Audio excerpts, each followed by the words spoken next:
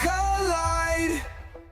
The scoop on the belts and the rivalries brewing, tag teams exploding, legends renewing, from indie vibes to the big stage proving, every rumor nailed down, no chance of misconstruing. Catchphrases dropping like a pile driver move, Jake switch sharp, Cody's got the groove, they keep it real raw, never out of the loop, step into somewhere, the wrestling troupe.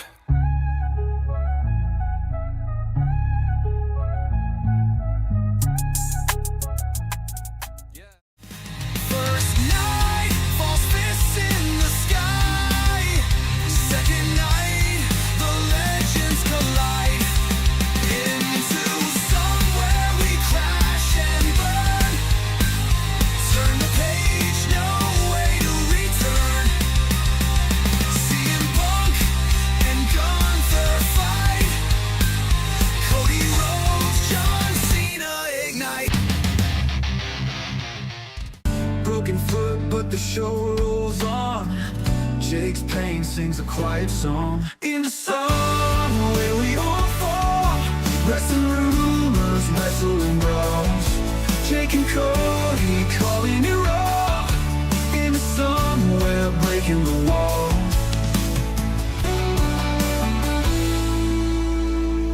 Eclipse a suplex, dreams and chair shot screams. Fans in the chat throw wild extremes. Jake's got crutches but his spirit won't bow. Cody laughs, Jake wipes his brow.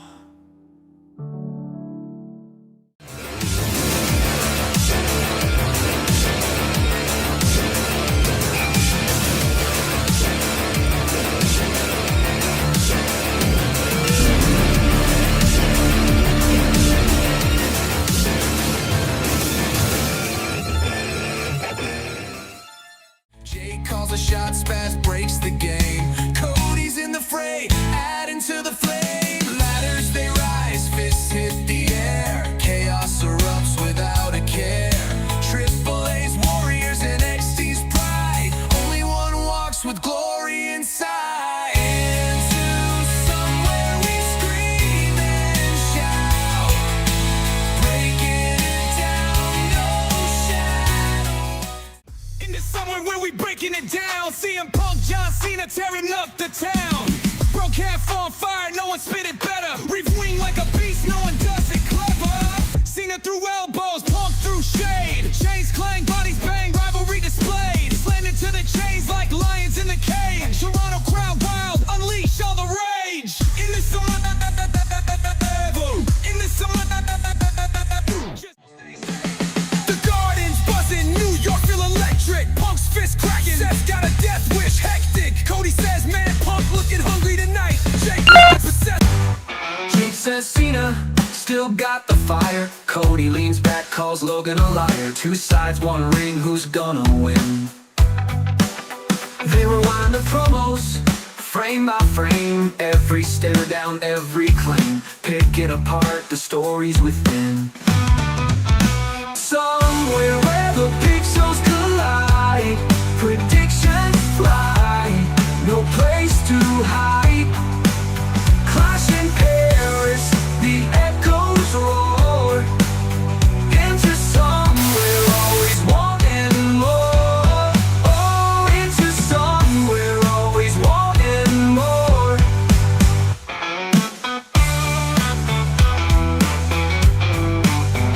Into somewhere always wanting more. Yo, we clutch up in Toronto, elimination chamber. It's cutthroat behavior. Just shake on the mic, spaz up in the dome. Review game so tight, call it YouTube home. Freaking somewhere. That's right. What's going on, ladies and gents? Jake, aka Countdown, ended coming to you on a beautiful Saturday, August 30th, 2025.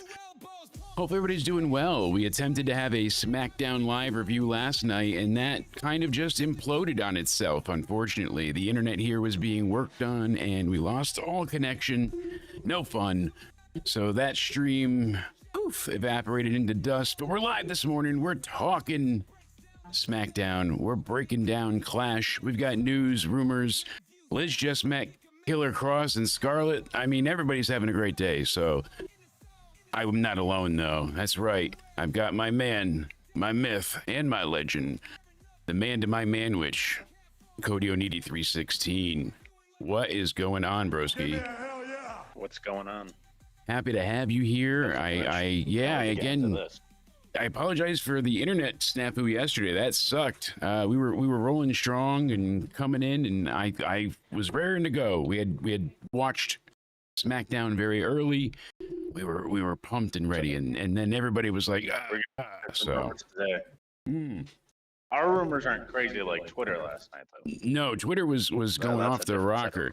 You sent me that, and I was like, that can't be real. Yeah, but it wasn't. But yeah, we're not burying our world's leader anytime soon. But what we are doing is, that's right, up in those numbers. We helped us hit 10K over here on the Jake DeMarco YouTube channel, so I appreciate you all greatly. Make sure you're subscribed, hit that bell as well as the like button, because tomorrow we'll be live in the afternoon for the, what's that? Clash in Paris. That's right. You know, the only thing they're missing is AJ Styles. That reaction for the last time, you know, when he was overseas, and just it lives rent-free in my mind, seeing that camera bounce. Love it. And I don't know, him and Dom, I really wish was on this card. It's getting to the point where it's like, oh, really just get the match. Yeah, you're dragging it on now. And I know they were, but they added a tag team match. Yeah, and granted, yeah, I see what they're going for, but still not the best in the world. I know they need to defend some of the tag titles. You know, that'd be good. And if you don't want it to be Judgment Day, then let them do it. On PLEs. But a lot of the time they like miss that. I don't know why, but actually, Pico, that's the sequel. The original, you know, to One Night in Paris. The sequel is Clash in Paris Hilton. So I do agree. Shout out to Tanya in the chat and Casey. Everybody's doing well. Hopefully your Saturday is going good so far. Yeah, adding Dexter Lumis and Joe Gacy, the current tag champs of the Wyatt family, the Wyatt Six, to take on the Street Profits, their own family. You got Montez Ford and Angelo Dawkins for the WWE Tag Team titles. I don't hate it, but I don't love it either. There was definitely quite a bit of other matches that they could have on this card, especially from the women. I know the women just got their own show in Evolution, but there's a lot of stuff that I'm interested in. I want to go with that. Go right ahead. We should discuss what matches should have been on there instead of the matches that are on there. I know, like Cody Rhodes, I guess, you know, he's not legitimately injured. It's the filming. I get all that. He's done filming as of the 20th. I think it was supposed to be on. I thought it was going to be on. So there, but he was supposed to be done filming his scenes, but I guess some things took longer for the Street Fighter movie. So now they're saying he'll be ready by September 20th, which just so happens to align with what? Ooh, WrestlePalooza. That's right. Talk about counter booking at its finest. So, Casey, you're too kind. Too kind, Casey. I appreciate it. So we'll see what comes of it. I mean, that's going to be a hell of a crossover with him and Roman on the big screen. Apparently, they don't have the same filming dates, but you will see them interact in the movie. So that's cool. There's just a lot of confusion here. Shouldn't the Bronze be going for tag title gold? Shouldn't they be like taking over so that they have gold as well as Seth? I mean, shouldn't the Vision's vision to be the ultimate champion laden, you know, they should want to be where Mercedes is. They want to be draped in gold. And instead they're more content dealing out spears and tsunamis. It's just, they went from feeling like legit threats and honestly legitimate badasses to just lackeys. It reminds me of when Rollins did the heel turn when it was like right in the early pandemic times. Remember, he was in the van and he turned around all slowly, like, so you could see him be unveiled, and it was like, oh, and he's the new bad guy. And he had what, Buddy Murphy and AOP with him for a while. And what it did was it took Buddy Murphy, who was getting this great reaction. That was during the pandemic era, right? It was decent, but my issue is Buddy was such an experienced and amazing, gifted wrestler in the ring. He may not have had much opportunity, but every match we've seen with him has been fucking stellar. One of my favorite matches, again, like I said, was him and Mustafa Ali.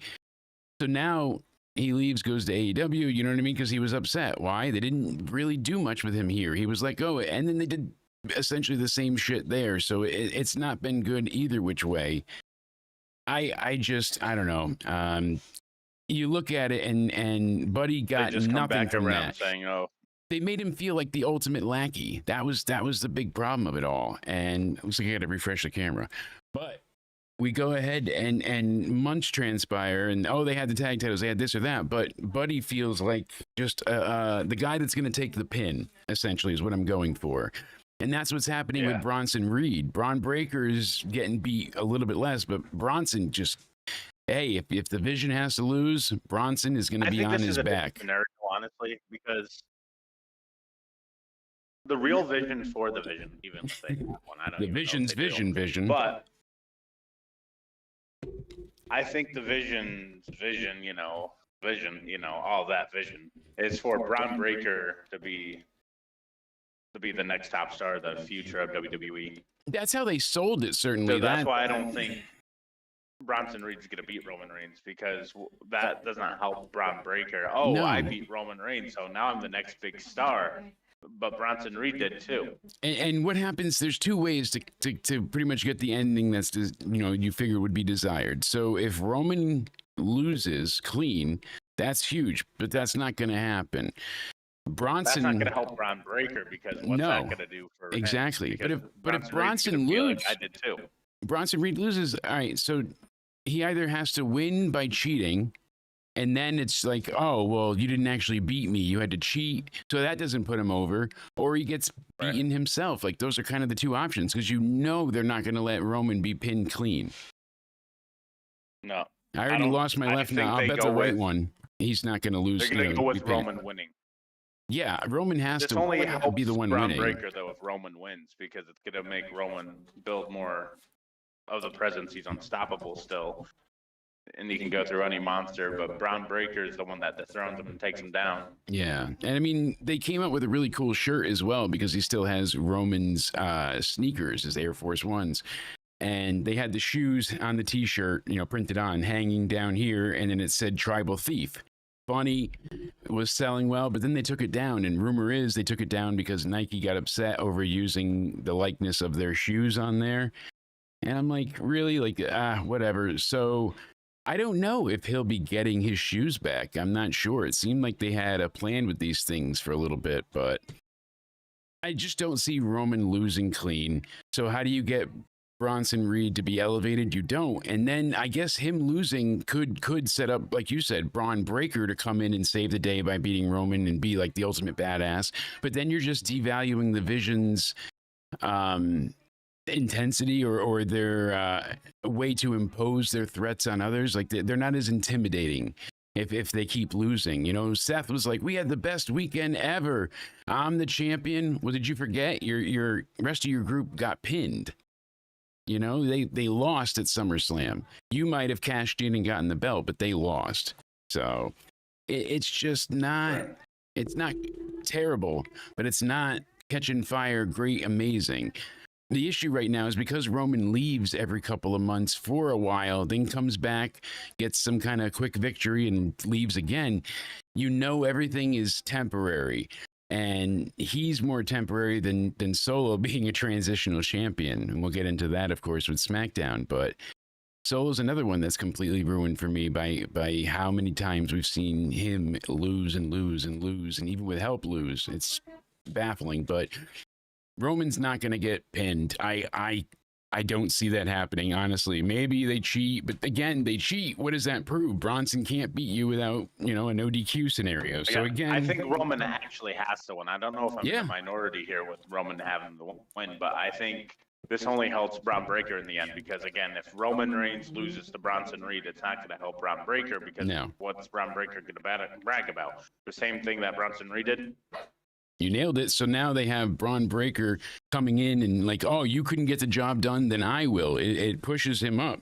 It elevates him just by proximity alone, And if you read the facial features of this group, I don't think this group's going to last long, because it looks like Braun Breaker's already getting annoyed with Seth Rollins in a way. Yeah, unfortunately.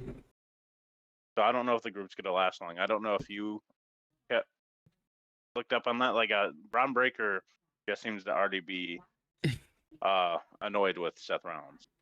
He does. I'm sorry. I'm being very unprofessional over here. I What am happened? listening. You're right about everything you say with Seth. Do you hear yourself anymore? I still do. Yeah. Still? Well, not now. Maybe not. No. No, What not happened? anymore. I realized that the speaker under my desk was still on. So these are noise canceling, like we were talking before, the IEMs. So when I take them out, Oh. now I can hear again. But I didn't How realize did I that. sound on the live stream? Great. No, it doesn't affect that, but it just because my speaker's down here, you're Okay. hearing yourself. So, whoops, you were right. All right. I was way off. So everybody in the house has been listening to our conversation, but that's okay. They love wrestling. My wife's trying to exercise and listen to us talking about the vision. So the Vision's vision needs to be revised. It's not a great vision right now. They need new music. They need to make them more of a heel stable than they have already. They feel like three guys as individuals that come together They at seem certain like points. tweeners or some sort. It's not fully fleshed out. It doesn't feel like everyone's all in, and that's kind of the problem. So, yeah, I think Braun Breaker's gonna betray Seth. Do you think it turns Braun Breaker into a babyface, or is Seth Rollins going back babyface? Because you could see that there's already like this tension because how Seth Rollins is acting like this leader, and Braun Breaker just has that face like, I'm better than you. I can kick your ass. I honestly believe that we're not going to see anybody on that camp turn for quite some time, if at all. I mean, it'll be ages. I think they're going to run this group until the wheels come off. It looks like they have there's some dissension. Braun was planning some things without Seth knowing, and vice versa. And Bronson's kind of like just the lovable oaf in the background, being like, I can squash people. Like, he doesn't really do much. Hi, Tsunami. That's Bronson Reed at this point. Braun's getting Bronson Reed. That's why I understand everyone's point about Bronson Reed can't be losing either, because he finally found a character for himself, the tribal thief and the Shuafalo thing. Yeah, it's working. It's over. People say he can't lose either, but it's ridiculous. I think he has to. I think there has to be a sacrifice. Someone has to lose in that group. Seth's not losing. None of them should be losing right now, though. That's your ultimate heel stable on Raw. We don't have many top tier bad guys, if any at all. You know, Drew's on the other show where, you know, Randy's a good guy now. Like, we're lacking. And it's hard to come across a big, great heel. No pun intended there. Like Kevin Owens, like, you know, there's been, like, Sami Zayn should have been maybe flipped because we're running out of bad guys. We got enough good guys and tweeners even as well. But all in all, I don't know. It was something about how it all was conveyed with Roman, and I get that. He doesn't need to win. What's your main goal in this whole with the Vision? Would be Braun Breaker getting put over in the end. Him winning gold, the title, the main WWE title, would be my end goal for him. That's my vision. Against Rollins, or I don't know. It depends on. I mean, he could do it as a heel, still stay all the way throughout. But the fans still like him, so there's that. Like, he's still a dick, but the fans are ready to cheer for him. Win that world title that Seth has, and he's gonna beat Roman for it. Is that what That's saying? A big way to put him over too. I mean, there's a lot of what ifs, but I truly believe that we're gonna see the group raises for that a while world together. If you call it a secondary championship, but if Roman has it, that's the main title. You know how WWE is. Exactly. Like when they had the Universal and WWE Championship, the main championship was whoever was holding it. Yeah, it depended, but you got it. Okay, the Universal is now our main belt, exactly. So, but now Roman has the WWE title, so now that's our main belt again. So, like, always, just like in the past with like the World Heavyweight and WWE Championship, like they did in the past. Yeah, like it all mattered on John Cena as the World Heavyweight Champion, so that's our main title now. You got it. It's always depending on who's holding. Look at you, you know. Titles. It was funny because you originally weren't going to be around yesterday when we did the SmackDown stream, and then it went and died anyways. So when I started the show, I was like, I had my double hat on, you know. I was like, how's everybody doing to the introduction? I'm like, wait, Cody's not here. I got to it's the shit show supervisor. That's right. So, but I didn't get to do the same, you know, play today because you just happened to be here. Seriously, though, get out of my basement. It's enough. Well, I've asked you to unlock it for how many months now, and you still won't. Then you go on live stream and say, get out. But how am I supposed to if all the doors are locked? Use magic. And you barricaded the windows as well. Use magic. That's what we do. I'm actually excited for Clash. I don't know about you, but they are? got me. I'm not like, oh yes, like this is the best I don't ever. know. It seems like ass in Paris to me. That's why I'm curious. So we're kind of jumping ahead, but the match card has changed, and I think there's enough on there that it'll be overall entertaining.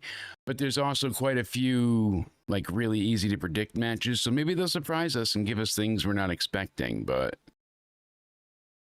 what has you feeling like it's not a hit?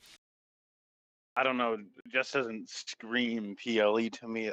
I know you can't have the craziest matches on each PLE because that's going to kill the big PLEs, but you need your secondary PLEs to matter sometimes too. Like Absolutely. John Cena versus Logan Paul, like I think they both do great at what they do, but is that scream main event to you? It doesn't, and it should. It should, because it's John Cena. And here's the thing because I agree with you, but I'm still looking forward to on paper the card. Like that's the issue I'm having, and maybe your sound reasoning will help me come to a conclusion. I don't know what. There's some matches on here I don't think belong. No, certainly. I really think that. No offense to Becky and Nikki. Well, Becky's been killing it. Maybe she deserves a spot on the card. But see, like I think that one is because Nikki Bella singles match. She brings a lot of eyeballs. I do think that match deserves it. The tag team title match. There's a few matches like Stephanie Becker versus whoever they wanted to put her against for the world title. You could have done Dominic and AJ. That definitely should have been on the card. Like there's just matches on here. You nailed it. I would, if I had to honestly say which matches don't belong, I'd take two of them right off the bat. I'd do the tag team match like you did. And then I would get rid of Rusev and Sheamus in the good old fashioned Donnybrook match. We've basically seen all we're going to see with these two before. I would have added now with weapons. The Dominic and AJ, and then I would have added the Stephanie versus whoever they want her to face. But get out of my brain. Open challenge Monday. Is that what they're doing? Yeah, so I guess they're going to do that for Monday, and even that is they're doing an open challenge. You know what that means? I don't see how though, because the belt is vacated. That's what I'm saying. So it doesn't make a ton of sense at this point in time. You know who's returning? Since they're doing an open challenge, you know who's returning, right? Who's that? Obviously. Who's that? Should I even say? I think you have to. Well, according to the IWC, Liv Morgan. Oh, right? God damn it. What did we tell you about that? She's not coming back ever.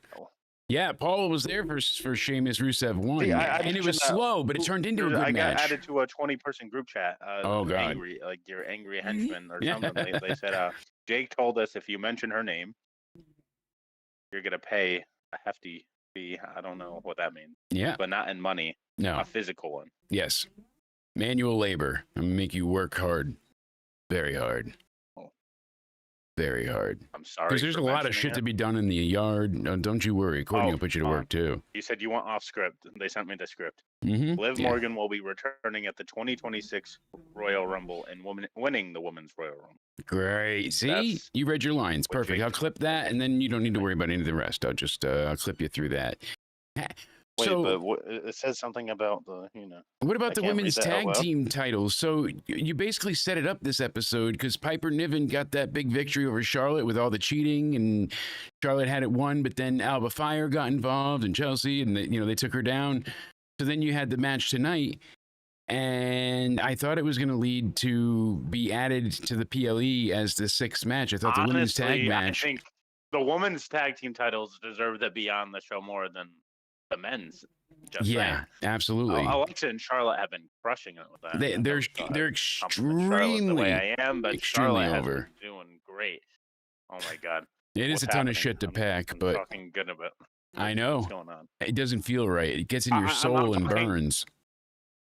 My biggest two compliments of the women's division have been Nia Jax and Charlotte Flair. What the hell is 2025? Well, and of course, Morgan. To throw Nia on there too, it's like, you got to be fucking with me. Oh, especially that dirty. It's true though. Like Nia Jax has probably put on some of the better women's matches this year. If you want, she really has, and she's been a great foil to the babyface needs to overcome. Like she's learned her role and stuck to it, and she's done a great job at it.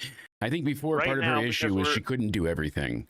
A little more than halfway through. Like so far in 2025, who are the top 5 men and women? Like real quick, if you can think of any off the top of your head. Top 5 men's and women's. That's an interesting part because I'm not entirely sure who. So, in no particular order, because I'll have to go back through, on the spot. But Yeah. I would say for this year, Liv would have to be on there up until a certain extent. Her and Rhea. Oh, Liv was probably the MVP until she got hurt, and that's not even me being biased. I think a lot of people have said that. I think you've mentioned it. I think CM Punk even said it. So, not just me. Yeah, exactly. Liv was definitely the MVP until she got hurt. I feel like that probably is the case, that she was absolutely stellar this year up until that point.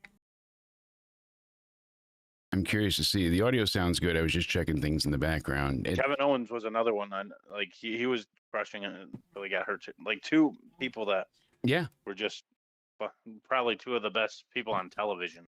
That's why you and I went back and forth saying, like, oh, how many plans have been ruined and changed this year because of injury, and how they've had to, morph things into something else, and how much it messed up. Kevin Owens and Liv Morgan are 2 of the big reasons why they had the freaking. Chad Gable was doing excellent. He was working multiple matches. People were really excited with the El Grande thing. We have no story as to why he did it, what the payoff is. Like, it just showed up as a random luchador, and we've gotten nothing to it, where I feel like they have a more fleshed out story eventually. I just genuinely, I feel like there was a few matches that needed to be on this card that aren't. Top 5 women. So I said Rhea, Liv, Io for sure. Stephanie Vacour I would throw on there, absolutely. And I mean, for this year, I mean, probably I might have to give it to Naomi. Naomi could be up there, but I mean, Bianca had that triple threat of the year at Mania, but some of the other stuff was, I would probably go Naomi, because she's had the most of the matches, the 2 matches that she had as the heel character, both capturing the title and winning. Yeah, it makes a lot of sense. I might trade. Well, Stephanie's crushed it too, so that's not even argue. Like, you can't even argue that one. Like, I would say either Becky or Stephanie, because Becky's crushed it since coming back with the women's IC title and stuff. Like, yeah, Becky's been great. She's been very entertaining. But you can't.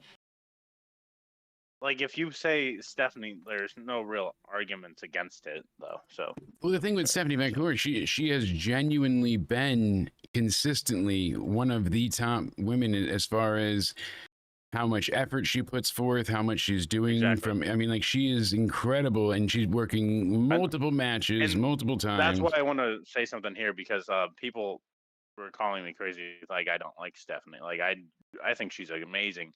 When I meant too soon, I think there's more stories that would be told with other people having that women's world title than her right now. Yep. That's all I meant by it. Yeah. And if they give her the title, I'm not gonna be angry.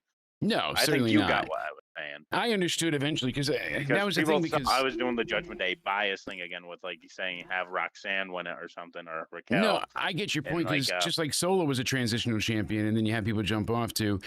I don't want Stephanie to be a transitional champion, because that's all you're going to have to do is have Roxanne or Raquel win it for when Liv comes back, right? Yeah. That's what I'm saying, because if she's winning the Rumble, she's facing one of those 2 for the women's world title. You would think. So you're really just making Stephanie a transitional champion until then. And which Stephanie we don't want. A lengthier reign than that. Yeah, so. Yeah. That's especially because she relinquished her North American title. Yeah, she had to let that one go in NXT, and then she lost to JC Jane and didn't get a rematch. Nothing for her to come up against, and so it was unfortunate in that regard. But so it's not her time right now. I don't no, think, because if she wins it right now, it's well, I think it could be her time. It to Roxanne, I think, But what they did is, up until Evolution, they were pushing her, and they're like, here, she's going to be your #1 contender. And then they're like, okay, that match is set for Clash, which is, 5 weeks away. And then they did nothing with her for those 5 weeks. Maybe they had one backstage talk just to say, hey, your match is canceled. But besides that, she's been a non-factor, non-entity the whole time, because, hey, we already scheduled your match. And she really didn't have anybody to, brawl with or rival with because Naomi then dropped the belt, so everything was up in limbo. I get it, but like you said, it's just she still deserves the match. I feel like who was a champion before? It was Io. So I would have said, well, Io, you had the title until Naomi cashed in, and Stephanie's our number one contender. So we're gonna have you two face off for the belt at Clash. Who do you think? There's only one. Stephanie then. Yeah, I would say Stephanie would take the title. Then that would be the set for that. The only issue I have about Clash is they only have the one women's match anyway. Are they doing an anyway. open challenge? I'm confused. Or are they doing? Nothing that I've seen confirmed. Right here for preview. People said they're doing an open challenge. That's why I got confused. That's why I'm like, then someone. If it's an open challenge, maybe someone's returning then. Not Liv. That was a joke, people. That was a joke. That's. You'd be surprised. Yeah, for Raw match card preview. Let's see here. We have Becky Lynch versus Natalya, it says, for the women's Intercontinental title. So it looks like Becky's retaining, if that's the case. You have Io Sky. I like when they advertise those. Versus Raquel Rodriguez. You have Penta versus Xavier Woods. And then you have Braun Breaker versus Jey Uso. Wait, wasn't that last week? That's what I'm saying. That's the only thing I have listed right now is everything we had. Oh, okay. So, I'm just seeing if you're paying attention. Yeah, no, that's it. There's no updated. I thought you were talking about. No, it was last week. I was just seeing if you. I was trying to find it. I just wanted to see if you would catch on or not.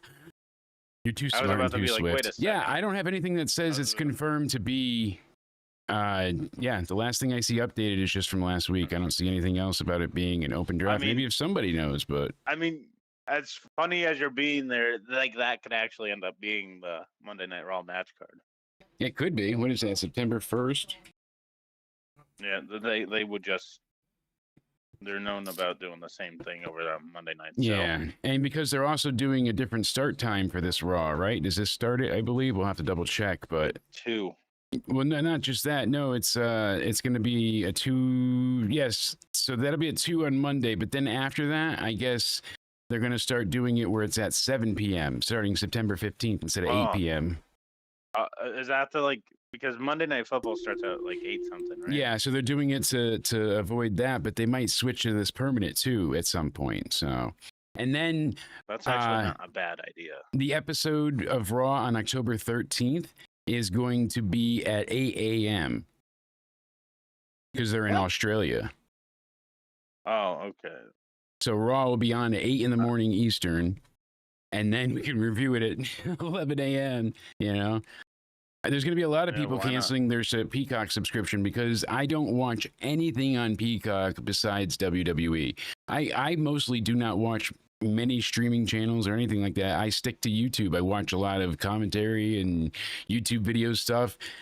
And then wrestling, I kind of stick to. You know, I can't remember the last time I actually sat down and watched a movie in full. It's been forever. I just was like, oh, God. I don't know. I like the earlier start time at 7. 8 a.m. is too much for me. I don't like that. I know that's a one-off because of Australia, but I honestly don't mind 7 p.m. starting, so it's over by 9:30. Not the worst thing in the world. I guess it would suck for the West Coast more, but what's going on, CS? Glad to have you in the chat. Yeah, I don't see anything about confirmed for an open challenge, though, unless that was announced on Twitter or they have anything else that I'm missing. I'm looking through here, and it says the Go Home show we saw.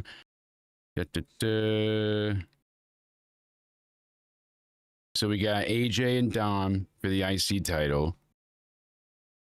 And that's the only thing I have confirmed. It says Fallout from Clash in Paris, special start time 2 p.m. Eastern. Dominic Mysterio versus AJ Styles for the Intercontinental title.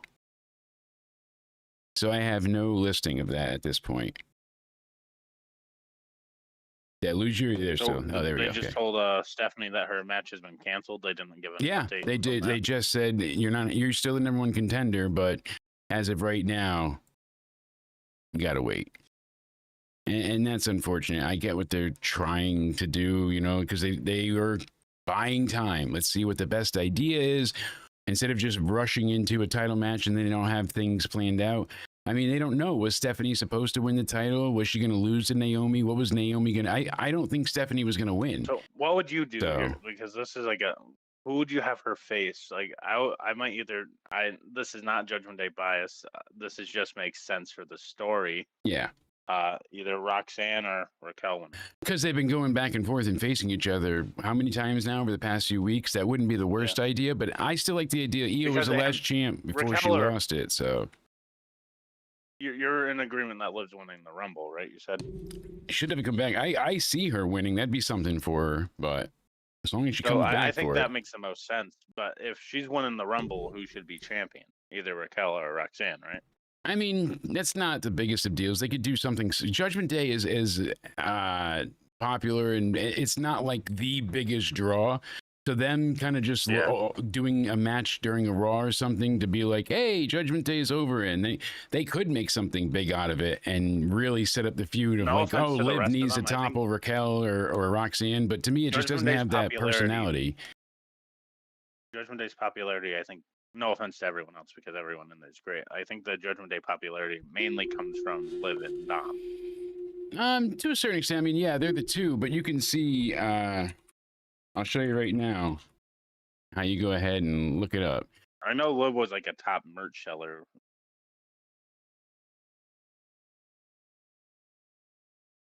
All right, Judgment Day.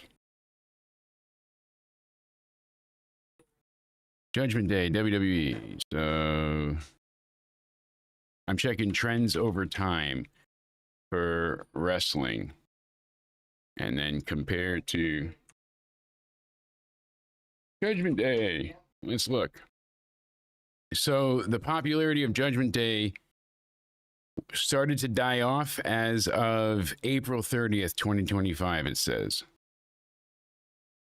So when you go through, April 3rd, 2025. Yeah, when you use Google Trends and you go by like, hold on, let me see if I can pull it up here. There's a way to select. Oh, I gotta do it over here. It's one of those days. Smart selection. So if you search Judgment Day and WWE Judgment Day, you can see like where their average is. So they hit a peak. This is a comparison, the red one. So, but they hit their peak and then they go back down. So basically, people are kind of not as big into Judgment Day itself as they once were, which kind of makes me feel like they'll have an angle, a breakup, whatever, but it won't be enough for them to do it on a PLE or a multi-show thing.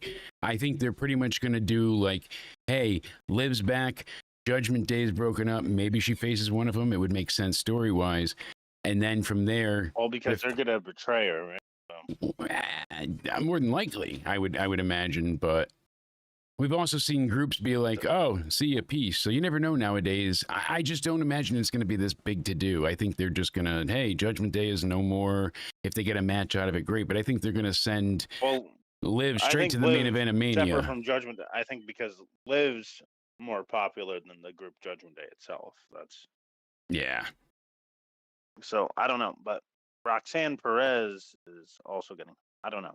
We'll do something like that. We'll see. Side note, AEW Collision, tonight's show, all they have announced, Big Bill taking on Juice Robinson. And that's it for Collision. So we'll see what happens with that. Let's see here. What else was I going to mention to you? So people are going nuts online talking about Tiffany Stratton.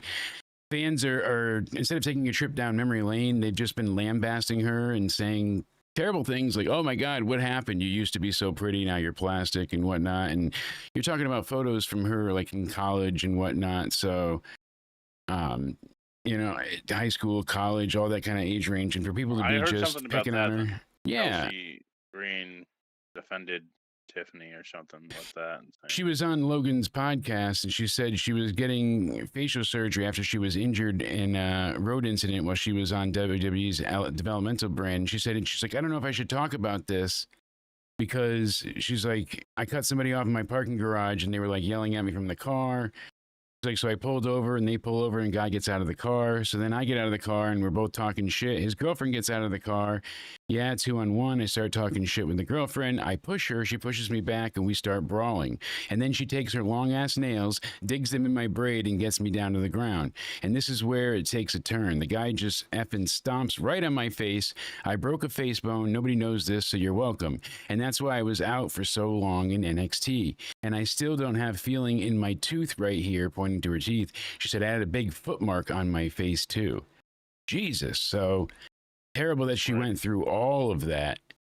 And people still giving her hell. I mean, here she is talking about a horrific thing that happened to her, but yet everybody goes for all that time, a couple years now, saying, "Oh, look, all that plastic surgery she had, all that," and she's like, "I've never not been honest, but I've also grown up and things have changed, and I'm a different person now. Like, you know, obviously her from today, and then you go back and, you know, younger years and whatnot, but."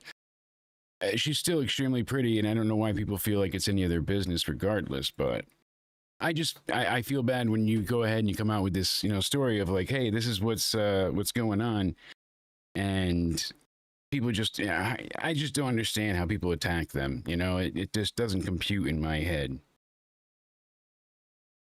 I don't know. So hopefully, you know, she's, you know, distracted and feels better to do, because it's always those like faceless profiles on Twitter that will make fun of someone's appearance. Out in like, droves. Let's see a picture of your face if we're gonna make fun of people. I mean, that's one of the reasons that I enjoy Ronnie Radke online, because he's such a twat waffle and a cunt, but people give him shit, so then he's the asshole that goes and like pulls up their profile picture and he's like, is this you talking shit? The beached whale on land, you know, like he wouldn't go out and just attack a fan just for, or a person just for, but once you start talking shit, you're gonna get hit. You know, not the best way to live your life. An eye for an eye does make the world go blind, but every now and again you gotta get some justice. Gotta get a receipt. I agree. And speaking of that, we saw AJ Rana get fired. He is gone. That's all there is for that. And Rampage Jackson basically said, oh, this is terrible, but what's even worse is I'm getting death threats. He was more concerned over people messaging him threatening messages than his son nearly killing a man.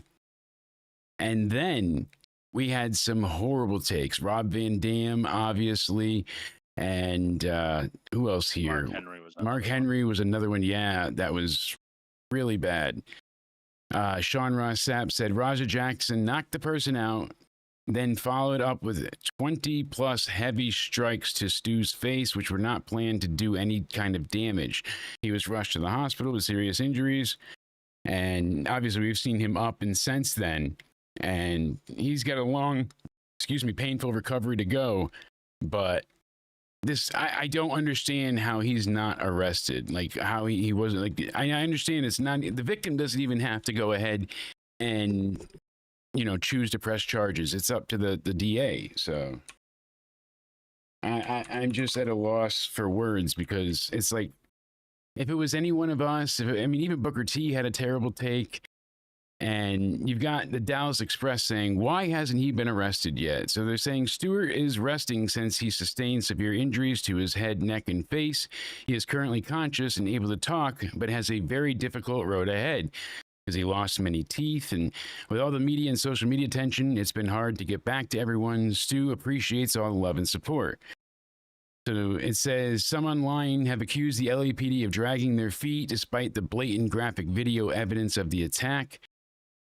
And I can't blame people for feeling like that. I mean, we're trying to find out why he hasn't been arrested. And I guess it's just kind of because. So Smith's wife, Stu Smith, Psycho Stu, has a GoFundMe that was launched to help cover medical bills. As of right now, it is up to $211,000. They had a goal of like $50,000. They raised it to $100,000. And somebody named Stuart Humphreys donated $15,000. I mean, that's great. Derek from, the police department and stuff like that. Mr. Beast donated 10 grand and said, if you got kids or anything, I'll hook them up. Jericho, Finn Balor, Fergal Devitt, Nick Namath, obviously Ziggler, Swerve, Stephen Strickland, and so many more. It's just great to see that type of response. Who is Stuart Humphreys? Let's see here, because he looks familiar. So he's a photographer. He colorized episodes of Doctor Who and became famous off of that. Name sounded familiar. But I don't understand why he's not been arrested. This article says, why hasn't he been arrested, but doesn't give you any information as to why. They just say no arrest has been announced as of the timing of this article, and it was released this morning. So that's basically where we're held at, chat. It's unfortunate that this is what we're dealing with and seeing. I don't understand. Like I said, if it was anybody else, you would be screwed. That's all there is to it. No doubt about it. You'd be in jail. You'd be locked up. You'd be waiting a whole weekend to get out because you're not seeing a judge till Monday morning, and Monday is a holiday. That's Labor Day, buddy. You're stuck. But instead, he doesn't have to face repercussions for his actions. He just gets away with it. And I don't know. It's baffling. It's upsetting. It's, again, that privilege.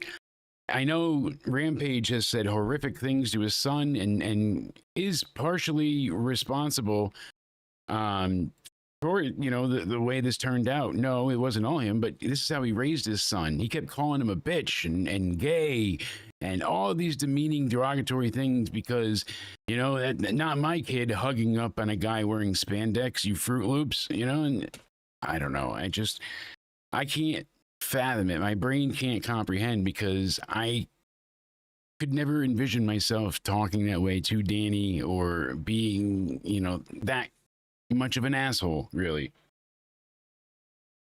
So let's find out with the audience here. We're going to ask, I don't know if I can tell you, Jericho return to WWE? Yes or no?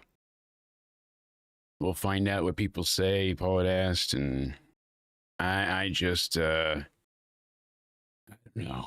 I would hope that we get an arrest soon with Raja. Something's got to happen. Something's got to come, to basically, to be better. So I don't understand why he wasn't booked yet, but hopefully Stu continues to improve. That GoFundMe is very inspiring. The man is a dedicated veteran family man suffering from PTSD, using wrestling as an outlet to help with his mental health. And not only did the promotion now are forced to change forever because they lost their WWE affiliation, which was giving them equipment, money, it was a way for them, mutually beneficial. You're sending us talent and we're helping you keep the doors open kind of idea. That's gone.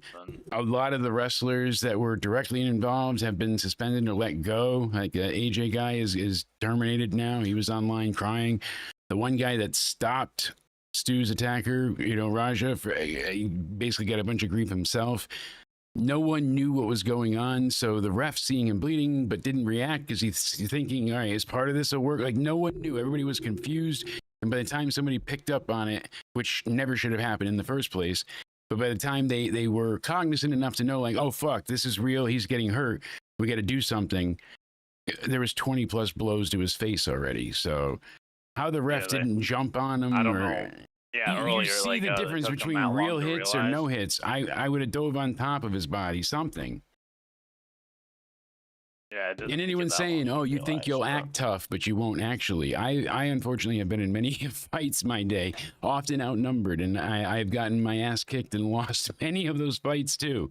There's a reason why I was missing some teeth early on, not only from being a klutz, but it's just kind of boys will be boys, right? And in these scenarios, especially when you're at any type of disadvantage, that's what happens. So it's unfortunate, but hopefully they arrest Raja and he gets some real consequences that he has to own up to. Not just, oh, I'm sorry. If you knowingly have a concussion, dealing with any type of recurring issue with concussion syndrome, you cannot do anything physical at all. They tell you that explicitly, especially when it's that new, because any exertion, overexertion, dehydrating yourself, all of these factors play into your brain not healing properly and prolongs the length of time it takes to get you back to normal. And unfortunately, every little shake, pop, whatever in these type of scenarios makes you worse. Also with the concussions, you're highly emotional. Everything's heightened. You can't think clearly because you can't remember clearly. So now you're more frustrated because you're like, what was I thinking about? I just had, it just snowballs into this incredibly powerful, all-controlling beast, and you're fucked. So that's where a good support system comes into play and helps calm people down, helps teach people right and wrongs. And instead, you have his father calling him a faggot and lambasting him, you little retard, you little piece of shit. And these are direct quotes. Heartbreaking to hear him go off on him because, oh, you're hugging up on men with spandex. He never should have been. Even his dad said, oh, he's got a concussion. He shouldn't have been there. Then be the kid's father. I don't care if it's 25. I don't care if the kid's 50. He's not clearly thinking properly. He's not in a good mental state.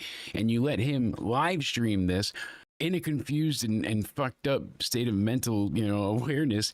And then you people are watching the live stream and he's telling people, I'm going to go in there and I'm going to do everything I can to hurt him. I'm going to murder this man. I do not plan on being kayfabe. That's out the window.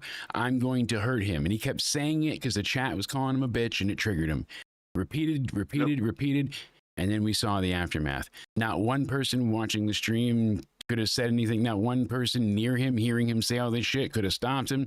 The referee sees him lift up and slam Stu down on his head.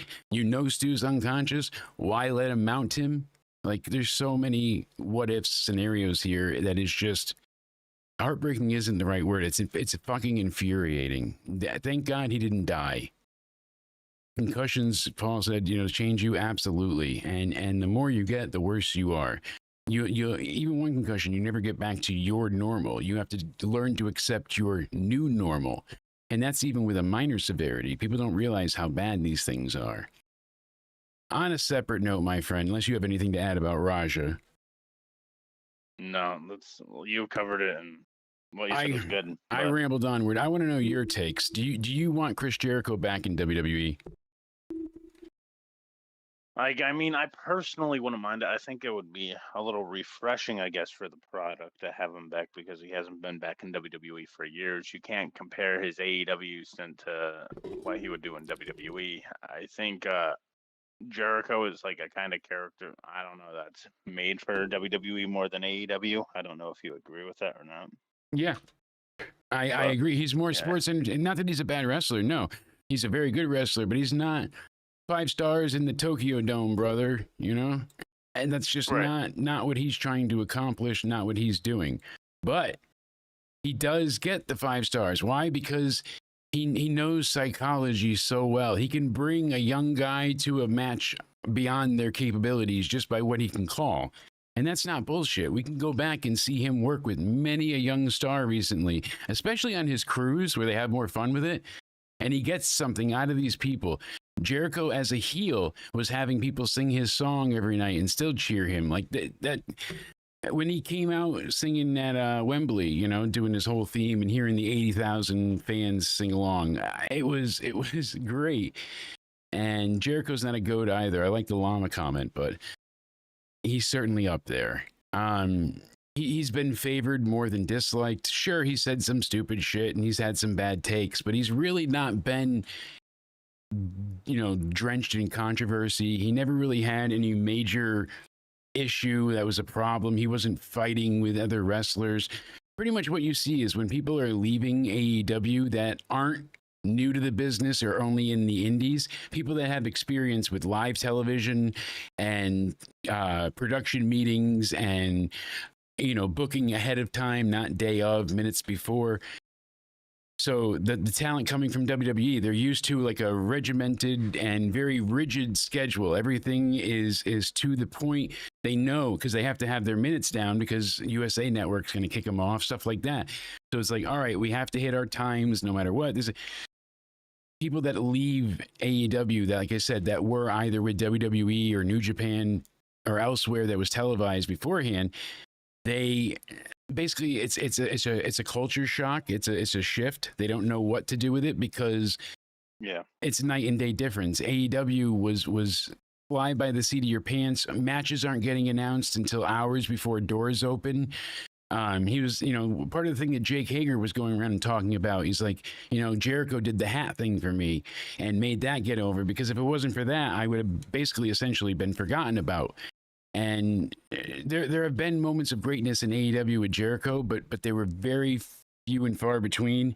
Some of him and MJF was very good. I could have dealt without the Dinner Debonair, and not because it's a music. I love musicals, but just it didn't fit in their feud. I get what they were going for, but it wasn't great. Even some of the stuff with him and Orange Cassidy, ridiculous as it was still entertaining. I don't like the learning tree. I despised that run, and even him, pretty much the Ocho, everything he's done with Ring of Honor, I've not cared for. But that's me. I see a great potential of his to come back for WWE for big bucks. Fans will cheer him out of the building. We've seen enough edits, so imagine he returns. The countdown timer's 10, 9, 8, 7, 8, 3, 2, but it goes back to his noise. That and then pyro. There's people will lose their mind like when Edge came back. It's going to be epic. I do believe we're going to see him return, and it's going to be at the Rumble. I have that feeling. That's my intuition from the wrestling gods. But what are you thinking? Do you think he returns? Jericho? Mm-hmm. Yeah, I do think he's a 2026 Rumble surprise. Absolutely, and it's all just rumor right now. It's just the rumblings underneath. Everyone's like, "Oh, make sure you take it with a grain of salt." We'll take it with a very large grain of salt because you never know for sure. But just like what they're doing to Danhausen and refusing to let him go and get out of purgatory. Terrible. So if Jericho returns, here are a few people that he probably should feud with. Yeah. Oh, him and Punk I would say right CM up on top Punk. of the Yeah, list. Yep. We were thinking the same thing there. Him and Punk. Him and Cody, maybe. Oh yeah, Cody's another one. And maybe him and Orton. I hear voices. Yeah, I don't have that button. And if maybe him and Orton if he returns, and if Kevin Owens is healthy enough, maybe one more go with them. I hate to say it. Career. Don't call it a comeback. I genuinely think when that is contract up? It's very soon. I'll get you the exact with that, but the one I want to see him face above all else. Say his name and he appears. I believe in Joe Hendry. I believe in Joe Hendry. I had to, sorry. I would love to see that, not in a 2-minute match either, but that would be fun. They have options of who he could face, what stories he could do. I pretty much picture he'll be there week to week for the most part. Like he'll do the dates, but it's only going to be for that year. And then he'll go into the Hall of Fame. I don't picture him signing for multi-years as an in-ring competitor. I'm not sure. I could see him kind of going both, where he's there for like the actual wrestling for about a year's time, does the Rumble, Mania, SummerSlam, all that. And then when he gets to next year, he'll end up in the Hall of Fame. That's my thought with Jericho. I think that's pretty much how it goes. I agree. Yes, indeedy. So, what was your thought about SmackDowns? The SmackDowns. You catch that?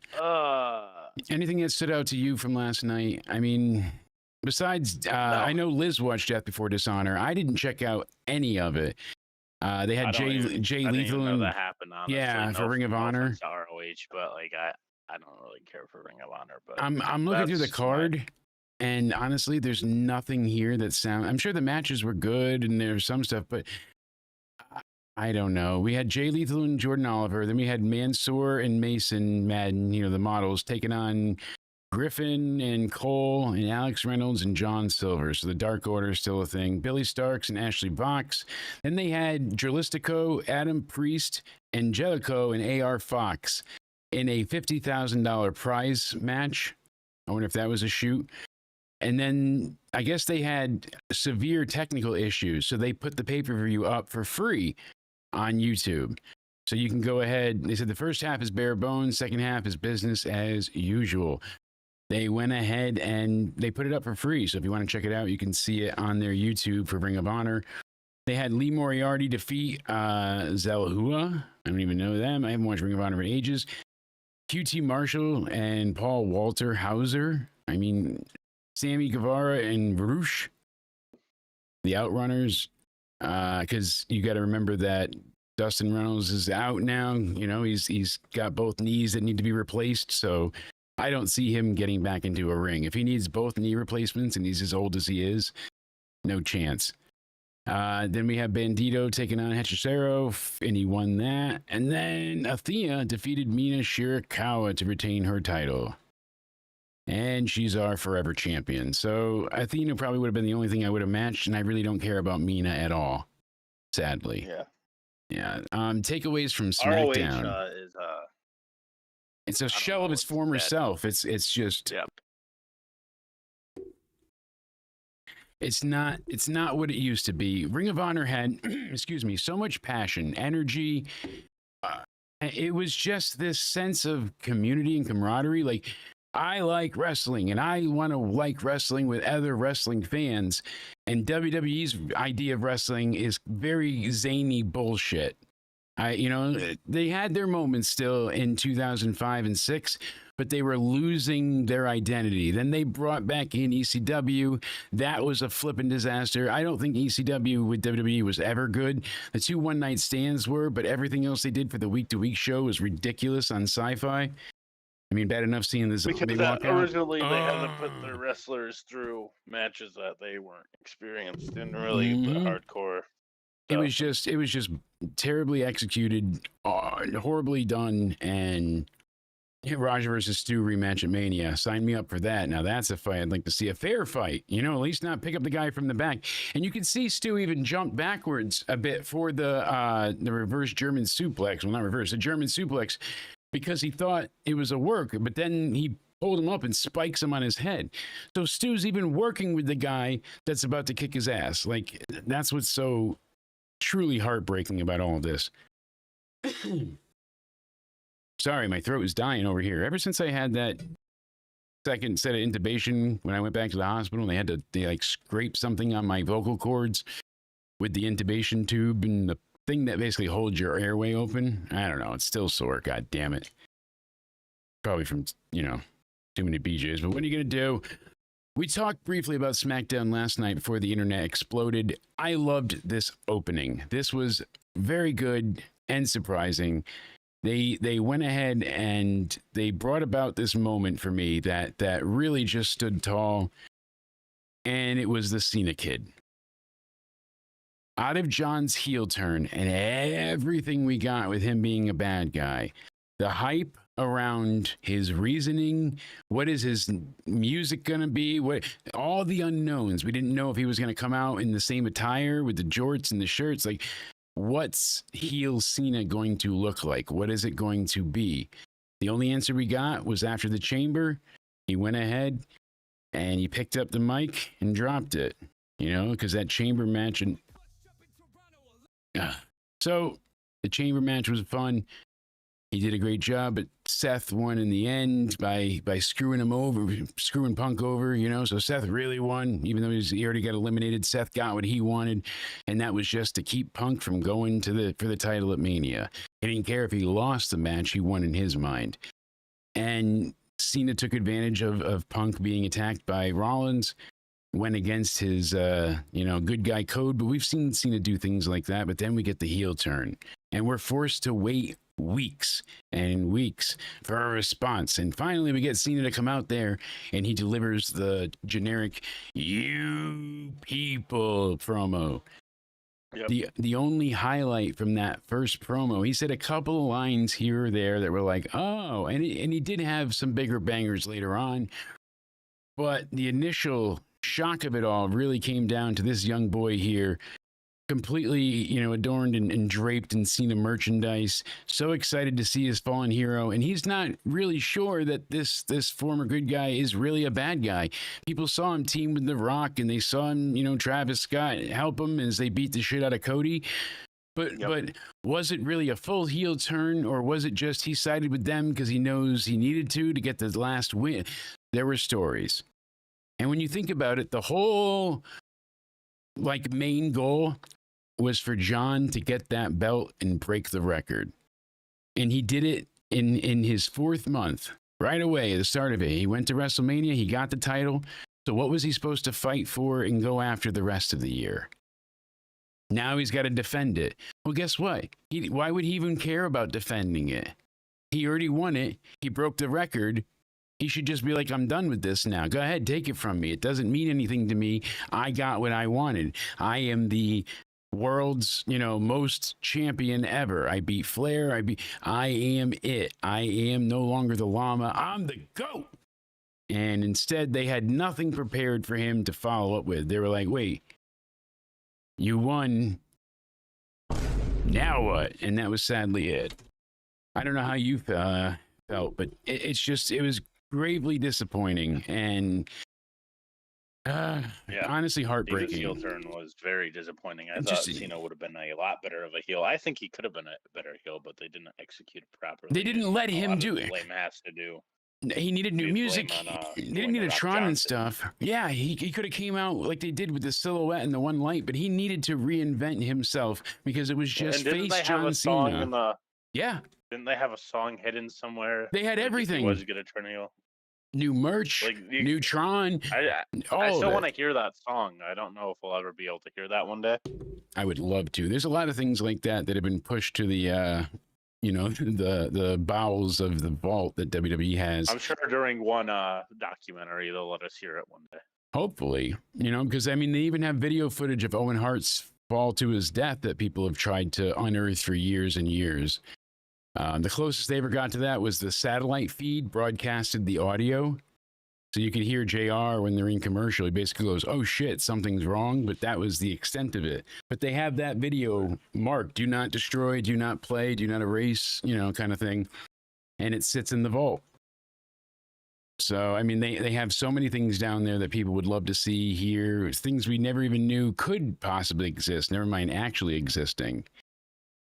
I love the fact whether they invited him back or he just happened to be there. I bet it was planned, but they have seen it go ahead after he cuts a very, very great promo on Logan Paul. Logan kicks off the episode of SmackDown for August 29th, and they're obviously in France getting ready for Clash in Paris. They're at the LDLC Arena.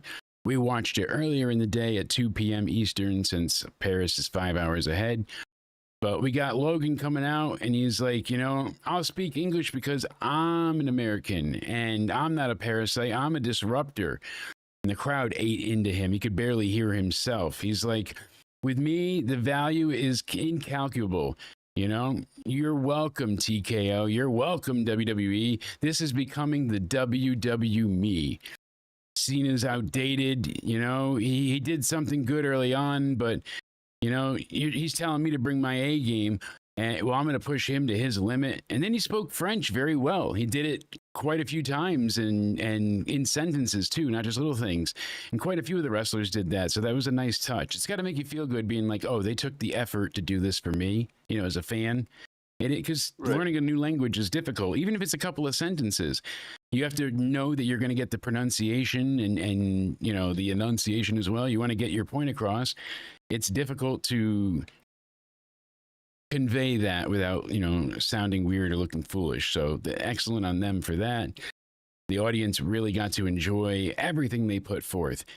As much as I said we were overly spoiled with these type of audiences, that they don't feel like special as much as they could, because we get these quite often now, these crazy raucous overseas crowds. But even still, with all the recency bias that I had, they still killed it last night. They had custom chants for everybody. Every heel was torn to shreds. Every face was revered like the second coming of Christ. Like they went all over to really give everybody a great show. As much as SmackDown just wait until was they get blah, back to the United States. So the United States crowds look like fucking idiots all the time and look like they're bored, they're out of their minds. So you nailed it. So that's the thing. Step up, U.S. crowds, if you're going. Somebody needs to. You're not wrong about that. So now Cena comes out and he just tears Logan apart. And he's like, you claim, Netflix and ESPN, everybody, they brought me here. He's like, my influence isn't what it was. Everyone knows it. He's like, I was on a list of the top 25 influencers in the world. He said, your friends were on the list, but your name was nowhere to be found. That was a big diss to him. And he's like, I'm going to speak to you as a friend. He's like, I've done a lot of things bad in the past, and you're 30. And, you know, when you make headlines, it's only for the wrong reasons. But people, they see through your fakeness, and they're done with it. He said, you have no respect, and this is a teachable moment. You know, he goes over to the Prime bottles and lays into him. He's like, you know, people will give you a pass when you say something bad about a person because you're having a bad day. And that's when he goes ahead and he finds the young gentleman over here and says, I was having a very bad day and I'm sorry. And he apologized to the young gent that he trounced all over with that initial "you people here" heel promo. I was elated to see this happen because it was perfect TV and cinema, as you say, Cody. But to see that kid break apart as Cena just lambasted and destroyed him piece by piece, yeah. So now having the knowledge that, hey, the heel turn didn't work, I was having a bad day and I'm sorry, and he embraces the kid, and it was a beautiful moment for a wrestling fan to see it come full circle. What's going on, Ness? Hopefully you're doing well. Glad to see you in the chat. Guys, thank you all for being here. Make sure you hit the thumbs up. That like button helps us go a long way. As always, it's greatly appreciated. You can check us out over on TikTok as well. So we got the link in the chat. We are at tiktok.com/Jake.countdown ended. Everything else was taken. So, hey, we're working on the branding, but make sure you check that out there. Basically, Paul was saying how, you know, Logan's like, oh, you basically turned this whole thing into a charity case. And that's when Cena comes back in. And he's like, you know, you're a dickhead. And you asked for this match, and now you have it.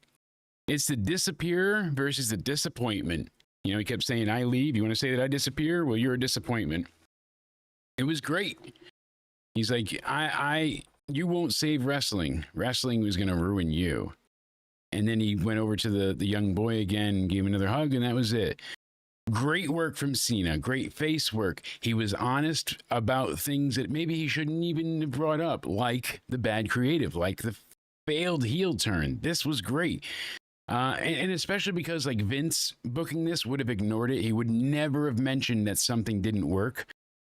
But here's the thing. The fans saw it in 4K, Ultra HD. It didn't work. So now you're expecting them to just forget about it. And WWE did that a lot, where they change the history, rewrite narratives, and all of a sudden it's just, fuck off. It doesn't exist. How many times did they let things go with no resolution? Quite often. So at least we got something here. You lose count.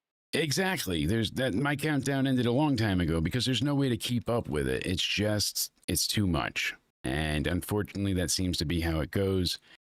I just genuinely didn't expect it to go this way, but Cena, at least he's back to being a face, and I'd rather him be face than a heel. Like we said, the ultimate what if would have always stood out. Is Cena a good heel? We would have never known. Now we know, hey, it could have worked, but it didn't, and he's the ultimate baby face. And that's what makes him the GOAT. Alexa Bliss took on Chelsea Green. I guess they had an issue that Piper Niven wasn't able to be at the show. So this was a fairly quick match. Alexa won against Chelsea pretty quickly. I mean, she basically, they stuffed each other's finisher, and then all of a sudden Bliss just rolls her up, and that's it. 1, 2, 3. And that's when, you know, Alba Fire comes in and they're both attacking Alexa. And that's when Charlotte Flair, with their knee all screwed up, limps out. And they have the advantage, though. So Chelsea hits Flair and gets her with a very, very piss poor unprettier. So it was all a timing issue. But she grabs Charlotte and turns her, and Charlotte basically flopped down to the ground before Chelsea was ready to go with the move. So it was like a awful falling face buster instead of the unprettier. And the match was okay, but it was short. Again, nothing really grabbing your attention. If I'm giving stars, this is like a 2-star match. A 2-star match? Yeah. Maybe even like a 1.5 stars. I mean, it really was nothing. It wasn't terrible, but it just wasn't. What would make you say that, though? Like, because it was very quick. It didn't really have much to give us. Like there wasn't any real like advancement or story thing going on here. And the match itself was very just by the numbers, but the whole point was it was like, oh, we're gonna focus, pretty much on the knee, focus on the knee, and oh, we already took Charlotte out, so let's do the same thing to Bliss, and it's like, so That's what they I do. don't know, it It's was like all, it was repeat stuff all yeah, the time. Getting but also the timing of it too. Like we get them coming out, commercial break, they come back in the match, and they have a commercial break, and then by the time they come back, it was ending. She goes for Twisted Bliss, and Chelsea puts her knees up, and then she goes for the Imperator. She gets out of it and rolls her up and gets a 3 count. So it was just very quick and pretty much like a non-entity of a match. Even worse than that, though, was the next match, Kiana James against Meechin.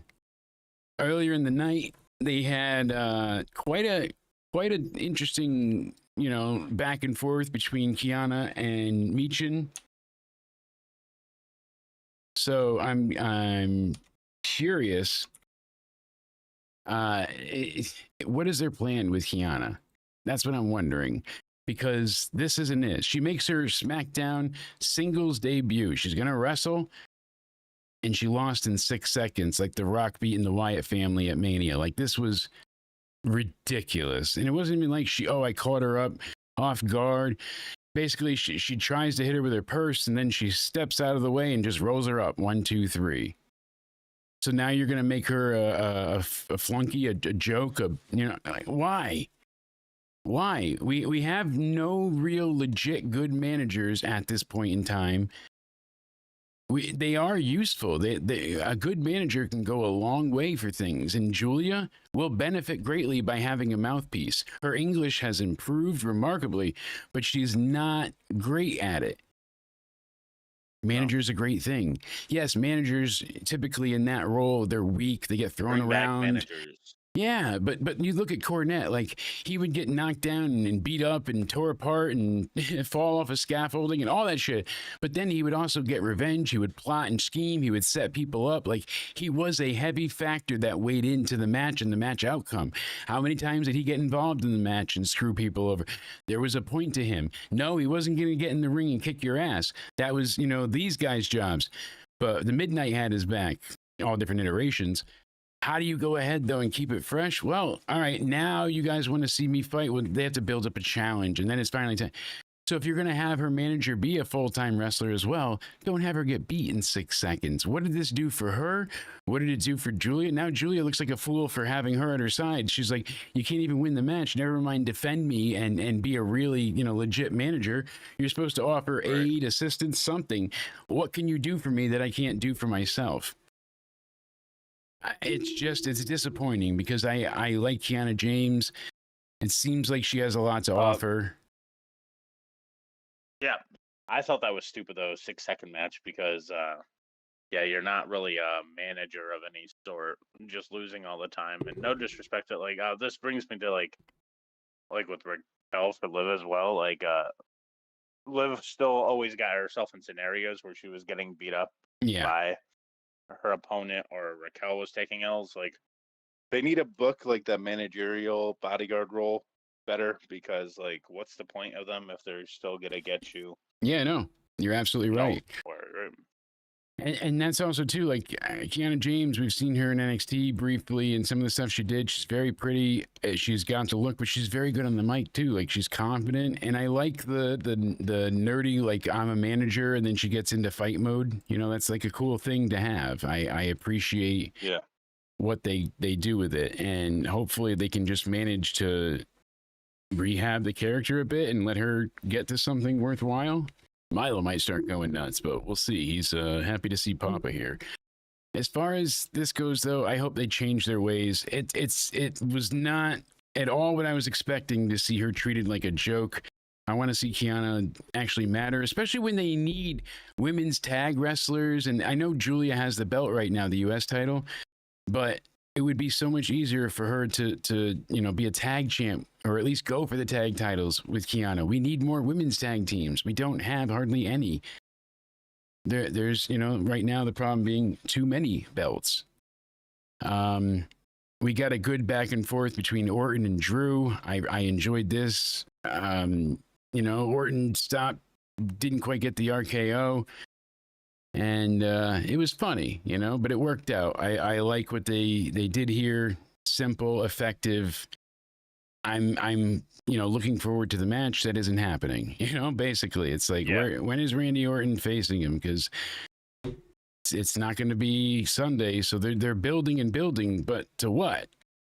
You know, you got Drew, and is it going to be WrestlePalooza? Probably. And that show just keeps getting more and more stacked because you know what their goal is. That's why I think Raw and SmackDown need to have like custom theme big shows like in the middle there, like summertime, Monday Night Bash at the beach kind of thing. If you're not going to bring them back as pay-per-views all the time. That's what they're trying to do. Yeah. Well, we have Halloween Havoc this year for NXT, but I get your point. Yeah, just a name drop. Yeah. Absolutely. They need to bring back those. And the thing is, there's Christmas a lot of time, Monday Night Raw, the specials. They need to bring back special Raw and SmackDowns, I think. Because it seems like they're just well. And when you do that, you can put big matches on those shows. Yeah, certainly.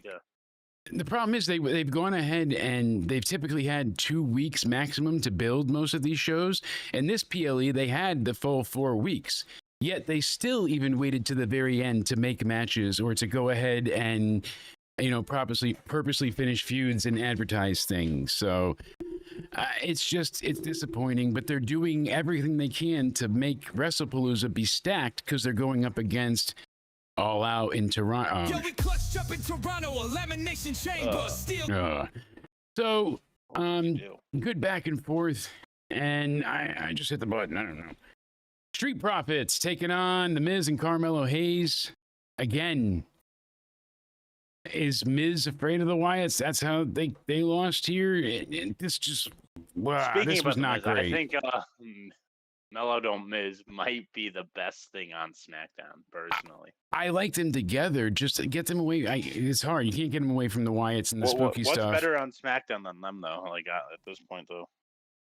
I would take more of Randy and Drew over the tag stuff right now. I love Drew and Randy going back and forth. I mean, it's still building towards something, but as far as promos, as far as matches, though, for the night, there was nothing that topped that. The tag match was far better than what we got for the main event. And our main event was Solo Sikoa taking on Sami Zayn for the U.S. title.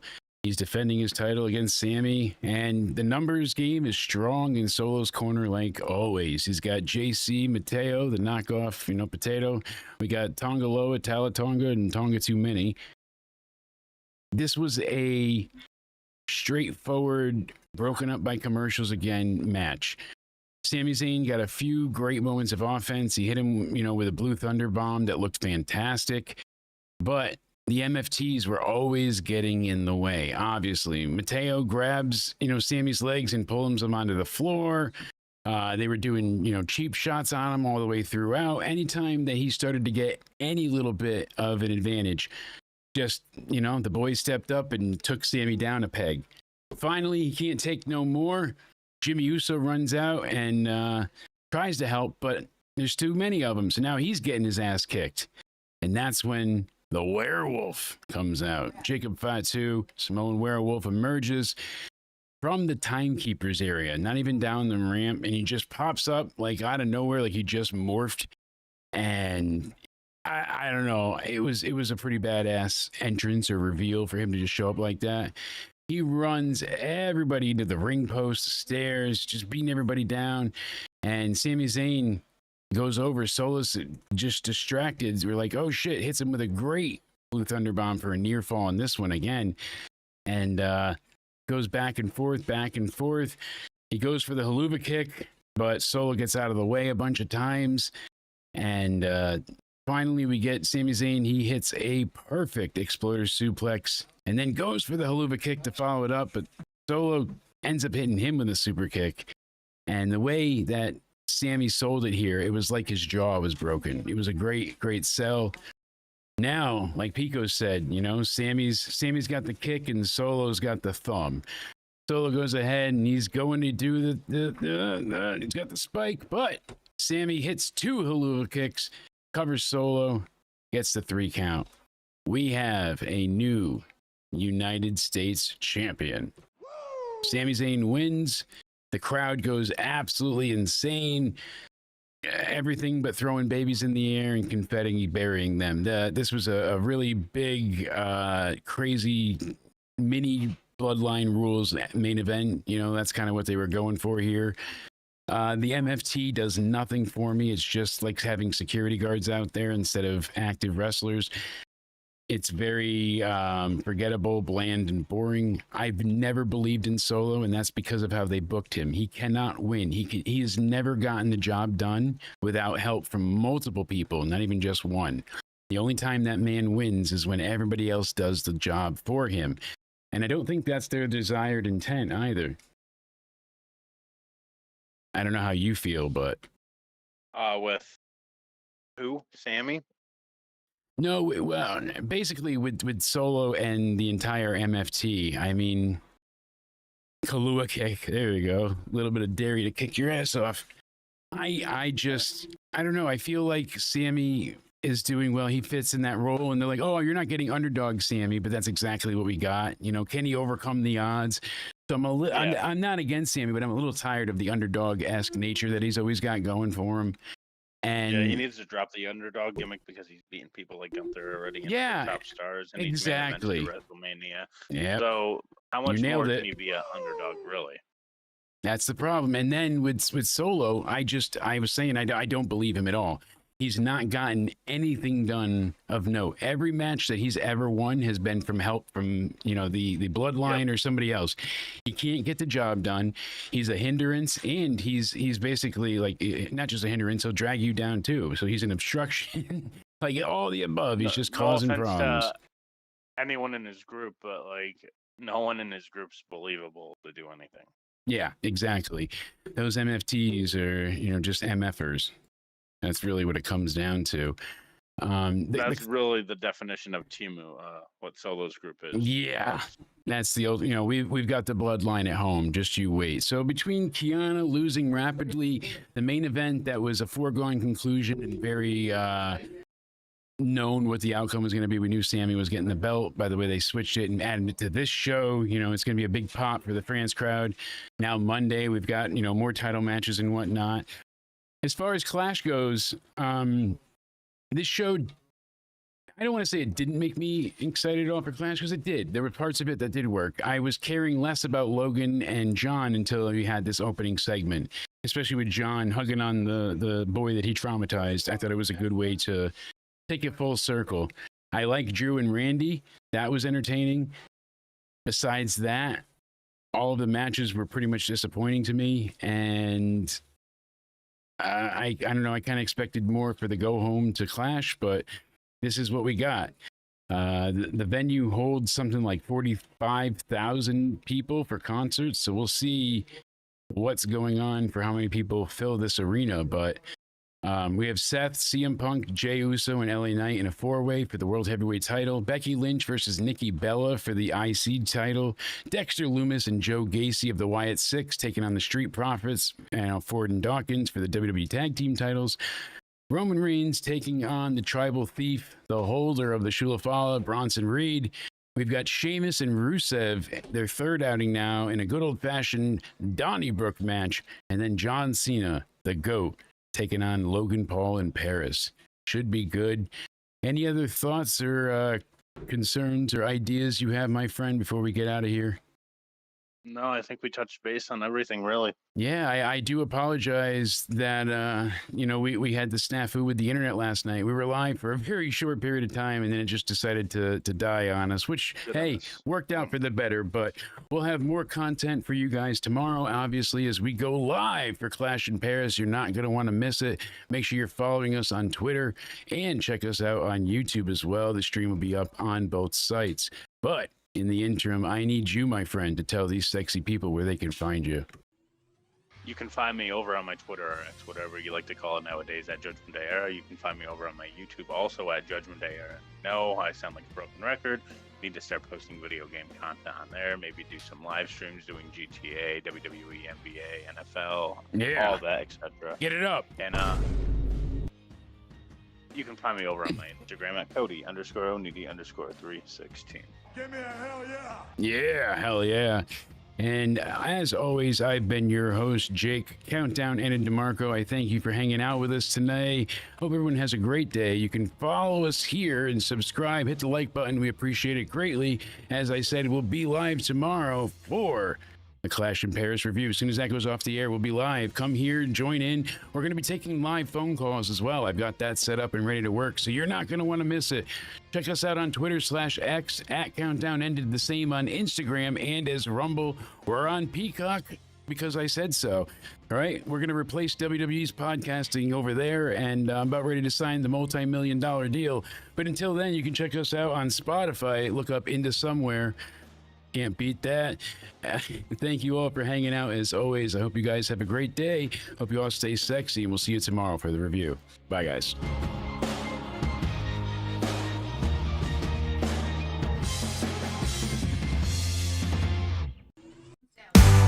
Jake says Cena still got the fire. Cody leans back, calls Logan a liar. Two sides, one ring, who's gonna win? They rewind the promos, frame by frame, every stare down, every claim. Pick it apart, the stories within.